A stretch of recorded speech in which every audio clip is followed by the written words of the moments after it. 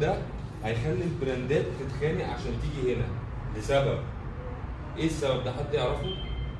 قصه ان انت قدامك سوق الذهب ده ترافيك عالي. بمعنى برضو سهل ان انا اوصل له برضه من مش المدينة او حاجه. هو ده اللي انا عايز اوصله. يعني حد يفكر كده، سوق الذهب ده يعني ممكن يعمل لي ايه؟ او ليه يخلي البراندات تيجي تتخانق عندي؟ هو يجيب العملاء اللانش من هنا. طيب مين اللي بينزل سوق الذهب؟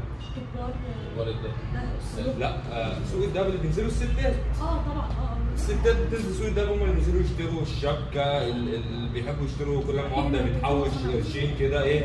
هنا يبقى في مصانع التجار نفسهم.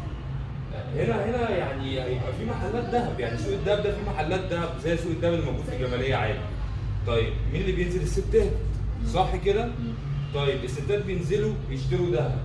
طيب والست